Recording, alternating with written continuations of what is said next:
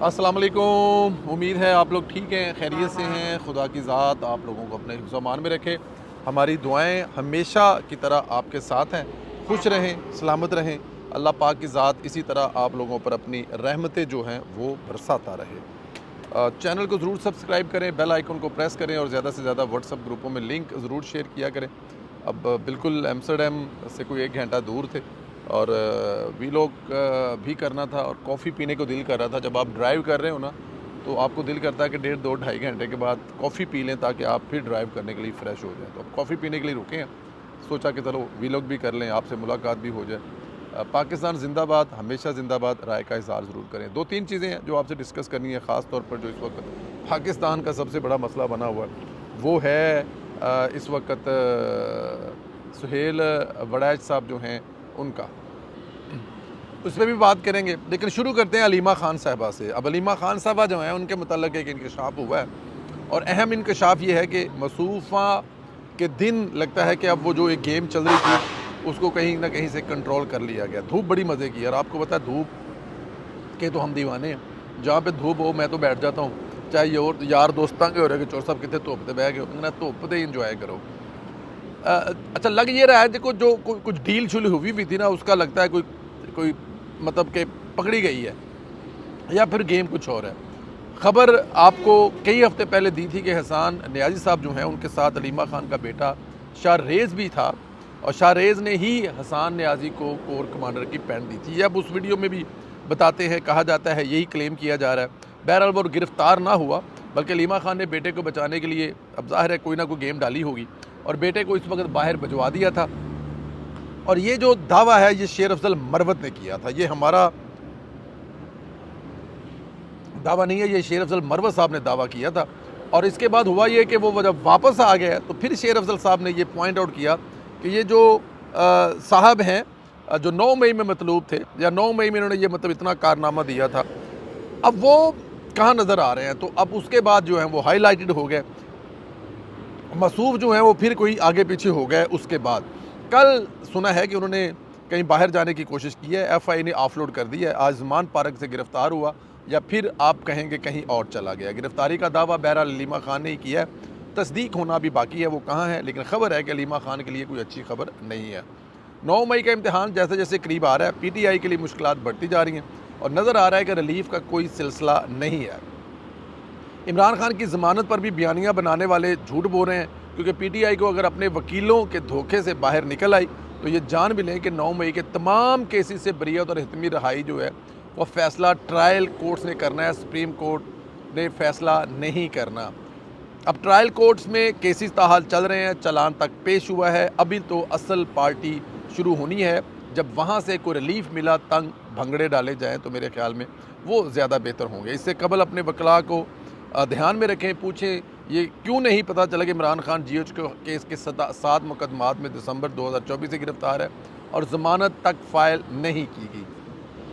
तो पीटीआई के जो वकील हैं ना, वही सबसे बड़ी स्टोरी है, और पीटीआई के जो वकील हैं वही सब कुछ बताने और समझाने वाले हैं, और वही ये सारा गेम जो है ना वो करने वाली है। अब धूप जो है ना वो बहुत ज़्यादा पड़ रही है, लेकिन चलें, मैं तो कम अज़ कम एंजॉय कर रहा हूँ। अब वीडियो की क्वालिटी का क्या है, आपको आवाज़ आनी चाहिए, वीडियो तो हम रोज़ देखते हैं। तो अभी देखते हैं कि ये सूरज जो है ना, ये बिल्कुल ऐसे मैं अगर आपको दिखाऊँ ना, तो क्या मतलब कि वो शायद हमारे लिए रुक गया है कि जनाब वीडियो कर रहे हैं। सुहेल वड़ैच साहब के हेठ उत्ते ਜਿਹੜੇ 2 कालम ने, उनके बारे में इस वक्त जो है सोशल मीडिया और मीडिया पे भूचाल आया हुआ है। पहले तो मैं आपको ये बताऊं कि जो प्रोग्राम के मेज़बान थे सरदार साहब जो हैं, उन्होंने जो है वो अभी एक उनकी सरदार ज़हूर इकबाल साहब हैं, उन्होंने एक मेरी उनसे बात भी हुई थी, तो उन्होंने अभी एक वीडियो जो है वो बताई है, वीडियो बल्कि की है, उन्होंने वजाहत दी है, तरदीद जारी की और कहा है कि सुहेल वड़ैच के कालम को बुनियाद बनाकर बहुत सारी डिस इन्फॉर्मेशन फैलाई जा रही है। मेरी फील्ड मार्शल सैयद आसिम मुनीर साहब से 2 घंटे की मुलाकात हुई, जो कि सरासर गलत बयानी पर है। अब ये लफ्ज़ जो उन्होंने बोले हैं, हालांकि वो सुहेल वड़ैच साहब बड़े अच्छे उनके दोस्त हैं, और उनकी दोस्ती 1-2 दिन की नहीं है, उनकी दोस्ती जो है वो नस्लों वाली दोस्ती है, लेकिन उसके बावजूद वो ये कह रहे हैं कि ये सरासर गलत बयानी है। और मैं भी यही बात उस दिन से कह रहा हूँ कि ये 2 घंटे की जो मुलाकात है वो खाली सुहेल वड़ैच से नहीं हुई बल्कि 1000 बंदे से हुई है। 1000 बंदे से 2 घंटे मुसलसल मुलाकात हुई है, यही बात हम कह रहे थे।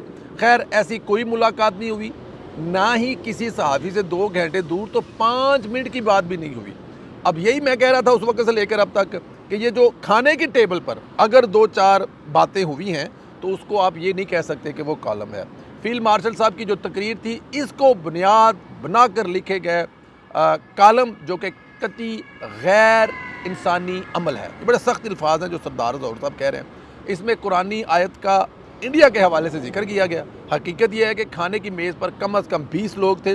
मैं 10 कह रहा था, 10 से 12 कह रहा था, वो 20 कह रहे हैं। वहाँ ना किसी किस्म का कोई इंटरव्यू हुआ, ना ऐसा मुकालमा जिसकी बुनियाद बनाकर ये साबित किया जा सके कि मेरी लंबी गुफ्तगी हुई है। इस बात का हकीकत से कोई तल्लुक़ नहीं है। ये मौक़िफ़ है सरदार ज़हूर इकबाल साहब का।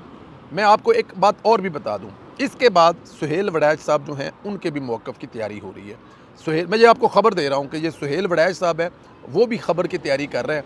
अब वो अपनी इन तमाम चीज़ों को कॉलम के ज़रिए एक्सप्लेन करेंगे, वीडियो बयान के ज़रिए करेंगे या फिर किसी अखबारी ख़बर के ज़रिए करेंगे, ये आने वाले में दिलों में देखना है। लेकिन तैयारी हो रही है और वो तैयारी कर रहे हैं कि वो अपना मौक़िफ़ क्या पेश करेंगे। मैं अभी भी बता रहा हूँ कि सुहेल वड़ैच साहब की कुछ बातों को आप कह सकते हैं कि उन्होंने कोई मतलब के ज़्यादा उससे मतलब निकाल लिया है या अख़ज़ कर लिया है।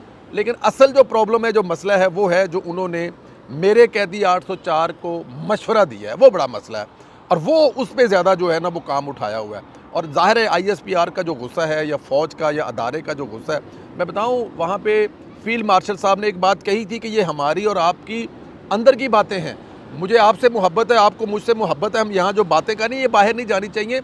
ये उन्होंने बड़ा स्पेशल कहा था। साथ में अमेरिका का हवाला दिया कि अमेरिका की गुफ्तगू के हवाले से इंडिया जो बयानियाँ बना रहा है, वो साथ में ये भी कह रहे हैं कि वहाँ पे हमें किसी पाकिस्तानी ने अंदर से ये बातें बताई हैं जो फील्ड मार्शल। तो यहाँ पर तो देखें, हम भी वहाँ पर थे, बड़ी एहतियात से बातें की हैं, कोई ऐसी बात नहीं की जिससे ये तासर जाए, क्योंकि फील्ड मार्शल साहब ने खुद कहा था कि ये हमारी बातें हैं, अंदर की बातें हैं, तो इसको बाहर नहीं होनी चाहिए, नहीं करनी चाहिए। तो सुहेल वड़ैच साहब ने जो किया है उसमें जो उन्होंने 2-3 चीज़ें की हैं, उस्ताद भी हैं और आई डोंट नो उन्होंने ऐसा अपनी सहाफ़ती वो जो एक मजबूरी होती है या जो एक सहाफ़ी जो ख़बर ढूंढ रहा होता है या जो फिर वो सबसे पहली ख़बर देने वाला जो सहाफ़ी होता है, उस चक्कर में आके वो बह गए हैं या उन्होंने किया है। लेकिन उनकी नीयत पे शक करना थोड़ा सा मतलब कि वो अब एक्स्ट्रा हो जाएगा, ऊपर हो जाएगा। लेकिन मुझे लगता है कि ऐसा नहीं है कि उन्होंने कोई जानबूझकर किया है या उनका हुआ है। हाँ, कॉलम उनका जो है वो तमाम का तमाम वैसे ही उनके अपने मशवरों पर है कि वो मशवरे दे रहे हैं। और जहाँ तक ये बात है ना माफ़ी वाली, देखें मैं आपको बताऊँ, मेरे और आपके जवानी के अवाइल में मंसूर मलंगी के, अताउल्ला ईसा खेलवी के, जो बहुत सारे दूसरे जो गाने होते थे ना, अब हमारे दोस्तों में से जिसका दिल टूटा होता था ना, तो वो मोहम्मद अजीज़ के जी अगर तेरा प्यार ना होता तो मैं ना करता, ये वो तमाम जो गाने दिल टूटे हुए होते थे ना जिनके, वो तमाम के तमाम जैसे ही गाने आते थे तो टूटे हुए दिल वाला कहता था कि यार ये शायर ने तो मेरे हालात पे गाना लिखा है। मेरी बात समझ रहे हैं कि दिल टूटा हुआ है, कोई दुखी सा गाना आ गया तो वो लगे यार ये तो मेरे लिए लिखा है।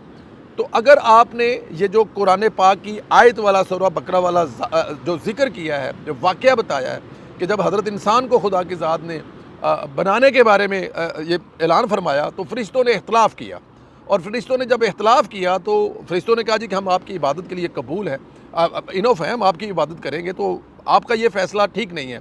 जब खुदा की ज़ात ने अपना रूप दिखाया, खुदा की ज़ात ने बताया, तो फ़रिश्तों ने मादरत की, माफ़ी मांगी, और उसके बाद फ़रिश्तों को माफ़ी मिले, वो आज भी फ़रिश्ते हैं। अबलीस ने जो माफ़ी नहीं मांगी, गलत भी किया, उसने नाफरमानी भी की और उसके बाद आकड़ा भी, और फिर ये भी कहा कि मैं लोगों को वरगलाता रहूँगा। ये वो वाक़या है, यहाँ पर आप इसको पाकिस्तान के हर उस शहरी से कोट कर सकते हैं जो गलती करता है। मतलब फ़र्ज़ किया कि इसको अगर 9 मई से रिलेटेड भी करना है तो बहुत सारे 9 मई के लोगों को छोड़ा है, लेकिन यहाँ पे ये कह देना कि इमरान खान को छोड़ दिया जाएगा और 9 मई के मुजरिमों को छोड़ दिया जाएगा अगर वो माफ़ी कर लेंगे, तो मेरे ख्याल में आसिम मुनीर साहब फील्ड मार्शल ने ऐसी कोई बात नहीं की, सियासी तौर पर एक लफ्ज़ नहीं बोला, इंडिया की ठोक कर बजाई है। 2 घंटे की तकरीर में 1 घंटा 20 मिनट इंडिया की बजाई है। मैशियत में बात की है कि पाकिस्तान की मैशियत कितनी ख़राब थी, कितनी अभी ठीक है, आने वाले दिनों में क्या हो रहा है। और उसके अलावा उन्होंने बताया कि हमारी जो मादनियात हैं वो 100 साल तक हर बिलियन ऑफ डॉलर है वो जो हम कमा सकते हैं, ये वो बातें हुई हैं। लेकिन इसके सियासत, हाँ, शहबाज शरीफ साहब एज अ वज़ीर आज़म तारीफ़ की है, जंग के हवाले से उनका बड़ा पॉजिटिव रोल है, जो जंग है उसको अगर वो जंग अगर आज हुई है तो इसका जो क्रेडिट है हमें फ़ौज को मिलता है वो शहबाज साहब को मिलना चाहिए, उनकी वार कैबिनेट को मिलना चाहिए। ये वो बातें हुई हैं, अब इनको बुला चढ़ा कर को जैसे मर्ज़ी पेश कर दे, 2 घंटे की गुफ्तगू में से जो मर्ज़ी निकाल दें। बहुत सारे मेरी तरह लोग लिख भी रहे थे, मैंने भी लिखे हुए हैं, मैंने भी वो मतलब कि अपना उसको शाया करने के लिए 10 दफ़ा सोचा है, पर रुक गया हूँ, नहीं किए हैं, क्योंकि चीफ साहब ने कहा था कि ये बातें ना ही करें तो अच्छे हैं। चले पर आखिरी अभी मैं आपको ये बता दूँ कि तैयारी हो रही है, जो सुहेल वड़ैच साहब हैं वो भी अपना मौक़िफ़ दे रहे हैं। आखिरी खबर है में कि डॉक्टर उमर आदिल साहब एक दफ़ा फिर गिरफ्तार हो गए हैं और इस दफ़ा मसूफ ने दुनिया की सब तो मासूम कौम, पाकिस्तान की सब तो लाडी ते मासूम कौम अराइयां के बारे कुछ गुफ्तगू की है, तस्हीक अमेज़ जो है वो उन्होंने कोई गुफ्तगू फरमाई है, तो इस पर उनको गिरफ़्तार नेशनल क्राइम एजेंसी ने किया है।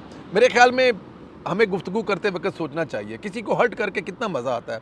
मैं अगर आपको कुछ लफ्ज़ निकल जाते हैं हमारे मुंह से, उसके लिए हम भी माफ़ी मांगते हैं, लेकिन क्या हमें उससे मिलता क्या किसी को हर्ट करके? अब अराई बेचारे किसी को क्या कहते हैं?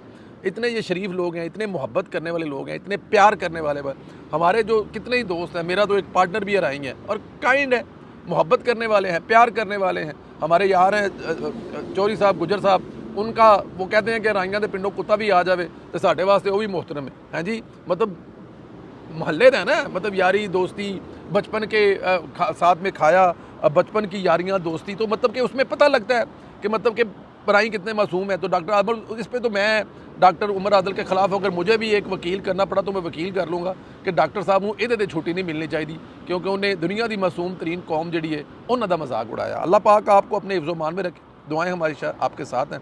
देखें अभी कितना मज़े का हो गया, क्योंकि सूरज बदलों के पीछे लुक गया। जब सूरज बादलों के पीछे लुक गया तो इतना तो फिर बनता ही बनता है। अल्लाह पाक आपको सलामत रखे, खुश रखे, दुआएं हमारी आपके साथ हैं। चैनल को सब्सक्राइब, बेल आइकन को प्रेस और क्लिक वाला बटन बनाते थे और अपनी राय का इज़हार ज़रूर करें। सुहेल वड़ैच को क्या ज़रूरत पड़ी थी ये सब कुछ करने के लिए? बहुत शुक्रिया, खुदा हाफिज़।